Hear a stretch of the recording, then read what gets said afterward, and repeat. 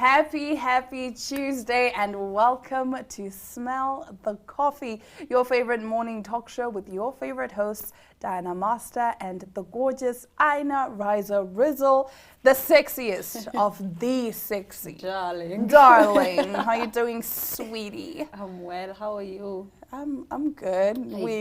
We caught a case of the giggles this morning, so that made for a lot of fun. Yeah. Okay. Man, it's a Tuesday. It's a Tuesday. Can't say much. I'm manifesting the weekend. You know, yesterday I tweeted that I'm expecting good news. Amen. This week. Amen. So yesterday I didn't get good news. So hopefully today. There's still 4 more days. 4 more days. Yeah. No, but 5 actually. How do you count your week? Monday to Monday, Sunday to Sunday. Sunday to Saturday. Or Sunday to Saturday. Yeah. Oh, okay. That's how we're taught in school. You start with Sunday. The week starts on a Sunday and ends on Saturday and Monday. I don't know. Tell us in the comments how your week starts. Does it start on a Sunday? Does it start on a Monday? I know there is a huge debate that is going on online, but stick around. We will be right back with our top stories after this break. Welcome to What's Cooking, where culinary passion meets expert insights. Somebody must really want to cook and want to cook good food. Immerse yourself in the bustling world of professional kitchens as top chefs create mouthwatering dishes. Join us for in-depth interviews as our host explores the experiences and expertise of our guest chefs. Don't miss out. Tune in to What's Cooking on NTV every Friday at 2100 hours and let the culinary adventure begin.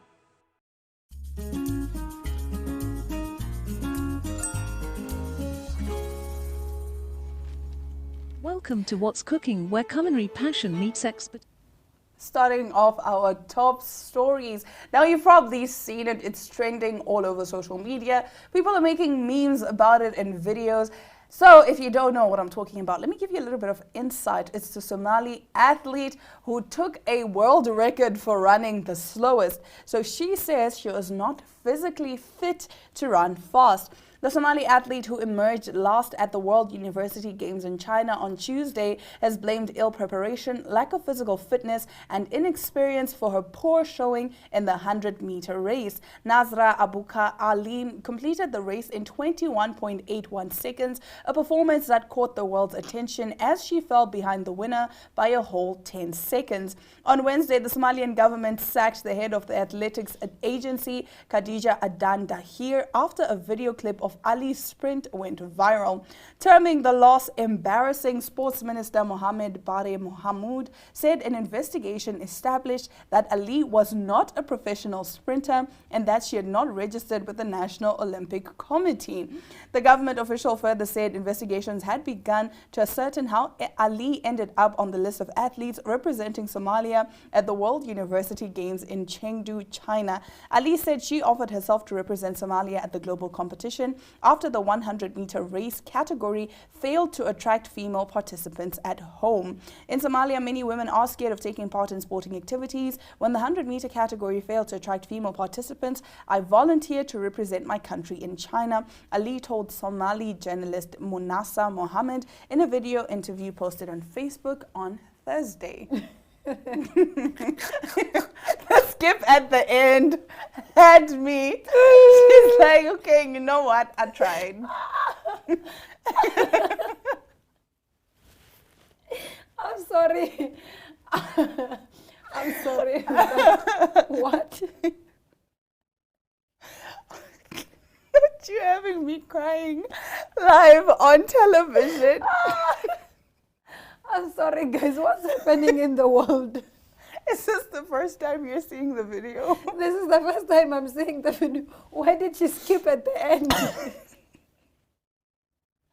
That was a sign of content. She's like, okay, you know what? I did my part, so I'm gonna skip to victory. You know when you know there's nothing you can do. Like there's nothing more that you can do. You've tried. So she's like, okay, you know what? I'm in last place anyway. Why not skip? Let's establish something. Why is she saying that she was ill prepared, but she was not a professional? They knew that she was going. if they tried to test her, I mean, she had a month to prepare. Surely they could have been like, okay, you know what, sis, you're not doing too well. We'll just pull you out of the competition. But they It's still fine. wanted her to go. So she went. Matter of fact, I commend this girl. It takes guts to Yeah. do what she did.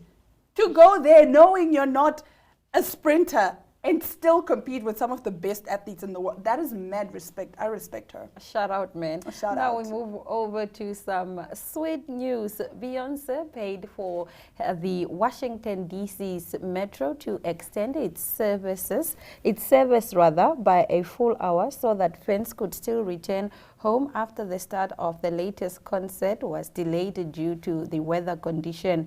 On Sunday, 6 August, the Caffeine singer, who's 41, returned for a second night to perform at FedEx Field. However, about an hour before it was scheduled to begin at 8 p.m., the venue posted a notice on X, formerly known as Twitter, warning fans that due to lightning in the area, we are currently under a shelter-in-place order. Fans outside of the gates and in the parking lots are asked to return to their cars. The announcement said all fans inside of the stadium are asked to shelter in place under covered areas and ramps until further notice. By 8:30 p.m., FedEx Field posted an all-clear update saying that fans may return to their seats. Meanwhile, DC's Metro announced that its Silver Line train would extend its service by an additional hour, which will be funded by the tour to cover the $100,000 cost to run more trains, keep all 98 stations open for the customers to exit, and other operational expenses. The extended time means the Beehive can stay for the party and still get home on Metro, the website added. Say it with me. Money is nice. Money is so nice, Money yeah. is Not so you saving nice. the whole world. Like... No, but that wow. is sweet. That is sweet. The fact that she considers her fans, that is amazing. I mean, like, you gotta yeah, spend money to make money, right? I started the show late. It's not my fault. It's not your fault. Yeah. But let me do something nice for you so you can still get home. That is just And humanity. still go and buy Ivy Park and still buy the music. I mean, that is a good marketing strategy is. because now you're there like, but I mean, guys, she spent $100K yeah. to pay for the metro. So what's a $50 what's a dollars that I'm going to buy you this know, music? to buy this album. That is Even a I good would marketing buy it, strategy. yeah. But I think that's also just kindness. That is beautiful. It's humanity. Because other people just be like, listen, it's not my problem. It's the weather's fault. Now, briefly, just to wrap up our top stories, a Barbie film hits $1 billion mark at global box office. The Barbie film has hit the $1 billion mark just 17 days after it was released, according to distributor Warner Bros. The movie will finish the weekend with $1.03 billion in ticket sales at the global box office, it said in a statement on Sunday. It means Greta Gerwig has become the first woman to reach the milestone as a solo director. I should have been cast in this movie. Honestly 'Cause, speaking. like, it's doing everything Oh. that it's supposed to do. I just want to know What how a much... huge breakthrough I just for want to know everyone how much involved. Margot Robbie is getting in royalties. Yo, she's getting a lot of money. She better have signed a proper deal so that with royalties, she gets like a young 10%. Yeah, she doesn't need to book another gig. Nah, if she signed a proper royalties deal, Yeah. then she's set. Oh, She's that's set. beautiful. But it's beautiful to see women winning, and it's beautiful to see everyone who was involved in the making of this movie. I mean, we were a bit skeptical about Ryan Gosling playing Ken, but hey, he killed it. And of course, Margot Robbie, as usual, nailed it. So that is it for the end of our top stories. But after the break, we have an exciting interview. Stay tuned. Welcome to My.NA Cars, your ultimate destination for everything automotive. I am your host, Diana Master. Teamwork makes the dream work, right? Discover the latest models, innovative technologies, and expert insights from our passionate hosts. Learn essential maintenance tips and get exclusive behind-the-scenes access to the automotive industry. Don't miss My.NA Cars on NTV every Thursday at 2100 hours. Tune in and ignite your passion for automobiles.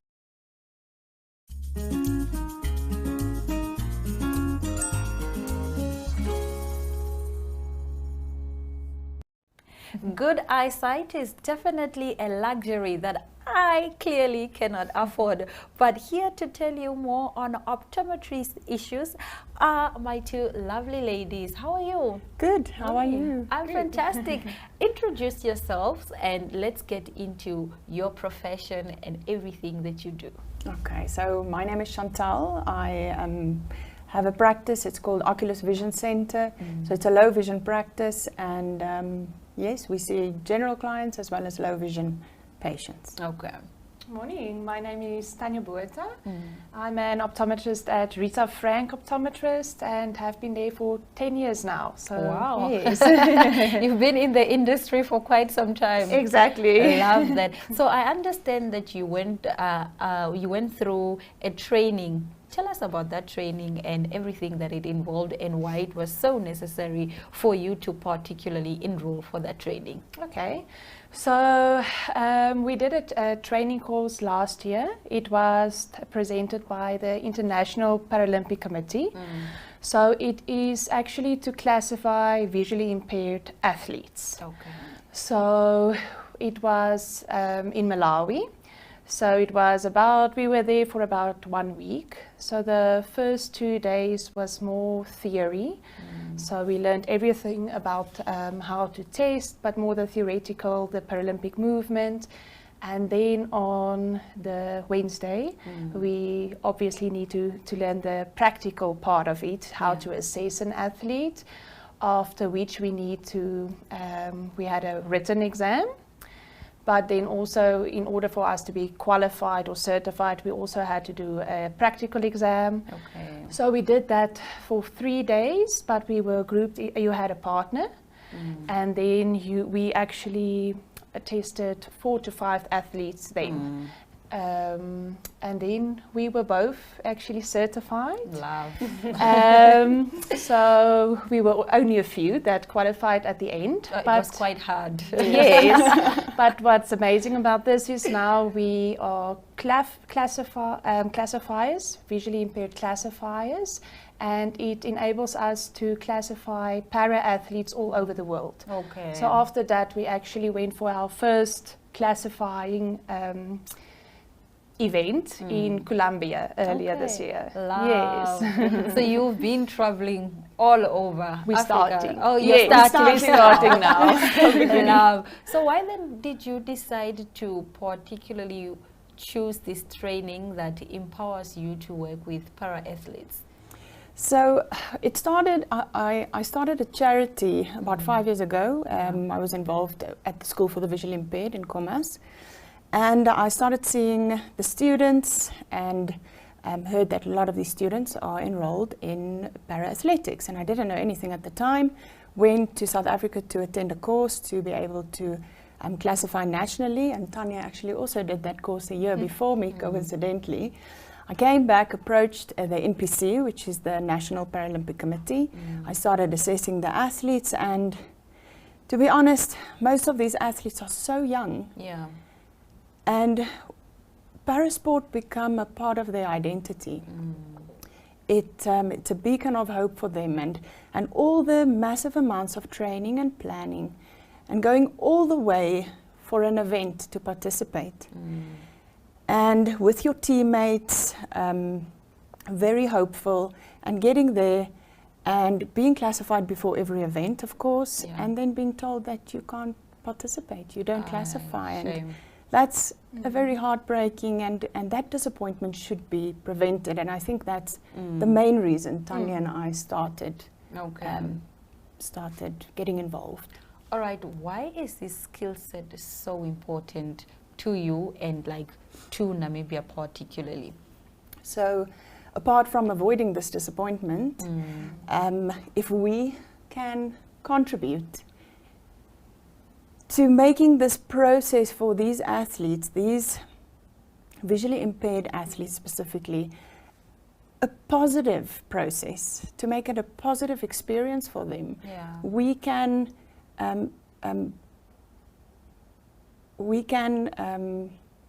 get other aspiring athletes to participate. Empower the rest. Yes, and you know what, when you are impaired, whether it's mentally, physically, or visually impaired. Yeah. Parasport creates a new purpose to your life.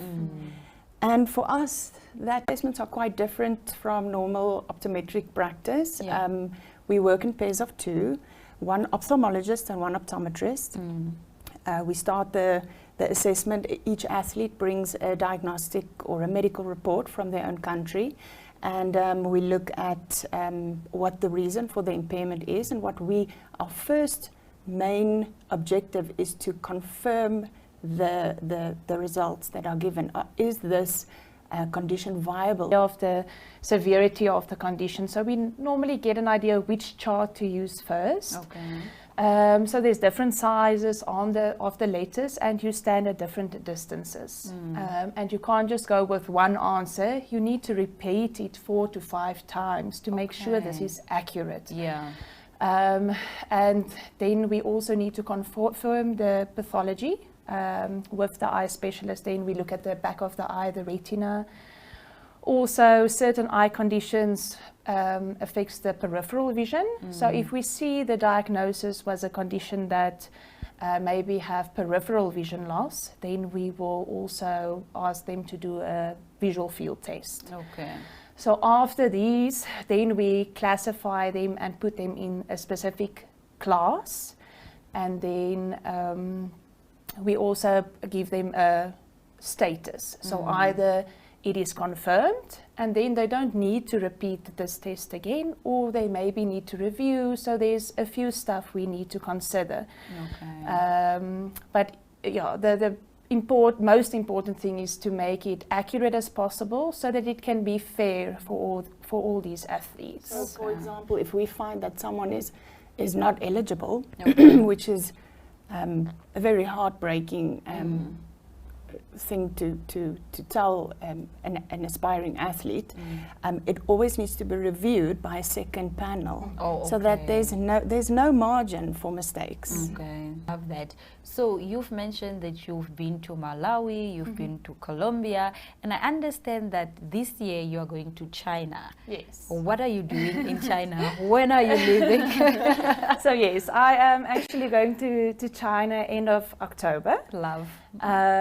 It is for I'm not sure how you pronounce this, but the city's name is Hangzhou, or not sure, but it is for Asian Games. So there are several sports actually being played at the Asian Games, but I'm going specifically for chess. Love. So I am going to classify visually impaired chess players. Love that.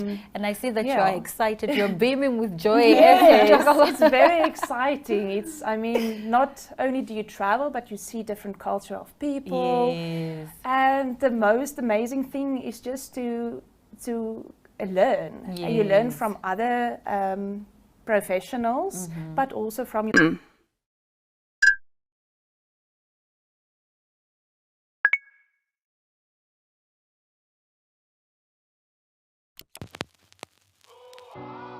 eTicket, your online ticket solution for events and event marketing, bringing you ease of mind and making sure that your event gets out there.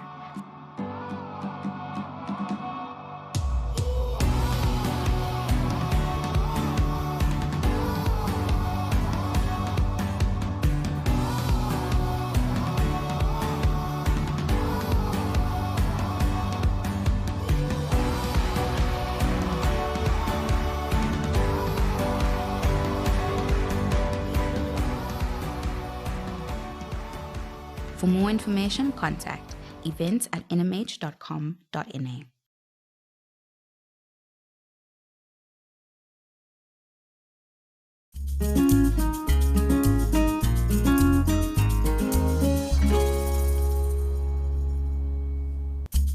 Well, it seems like Tuesday started off a good day. I mean, we started the show with giggles, lots of giggles. So now we obviously continue with the giggles. We have to talk about eyebrows. Yes.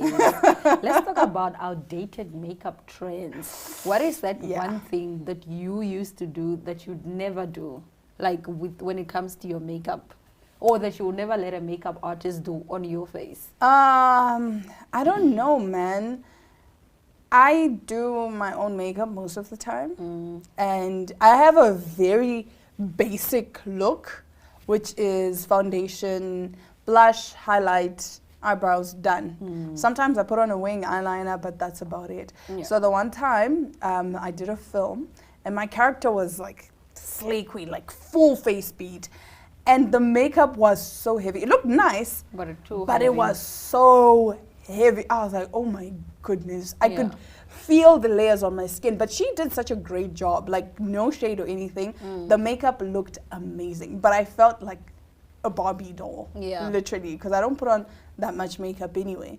You know what I wouldn't do anymore? Like dark eyebrows, dark eyebrows, or that one that just looks that like line. that line. That's early 2000s, I think. That one line. But people let's be still do honest. that one line. Yeah, People sometimes do it. people draw Even their eyebrows celebrities angry. do that. Sometimes people draw their eyebrows angry. I mean, just depends on how you're feeling that day. If you feel angry, then you can. I know people who shave off their eyebrows completely. Yeah. That is very strange to me. That is so weird. Why do you not want But in all honesty, eyebrows have been. I mean, it's a touchy subject, right? Because not everyone knows how to do eyebrows. Even though in their minds, nah, I can totally do eyebrows. I learned how to do eyebrows because back in university, I came to university when I was 16. So now you're exposed to this whole new world. I mean, you're coming straight from high school to university. You're 16 years old. These people are like 19, 20 years old.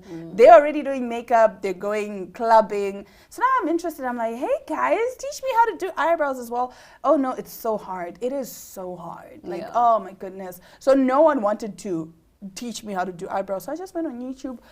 Took me a while to finally be like, okay, I think we got it. And now people are like, hey, can you do my eyebrows? Can you do my eyebrows? That's me. Just say, now Aina is like, hey, can you do my Aina eyebrows? every day is like, can you do my eyebrow?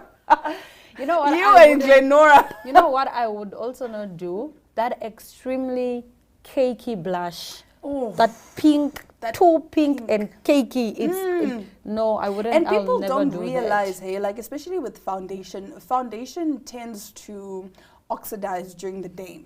So it could be your shade, but by the time it's like nighttime or after a few hours, you're looking kind of grayish, or if it's orange, you're looking very orange. So you need to find like a balance with the concealer and the foundation. Makeup is a whole art. It's a science. I respect makeup artists, to be honest. True. It's and also truly blend your foundation. We don't want to see your neck and your face being two different shades, please. No. And we don't want to see that line right here, that this is where the foundation starts. Yeah. All right, there you have it. This has been our show for today. We will be back tomorrow, same time, same place. From all of us here in studio, all our love, all our light, and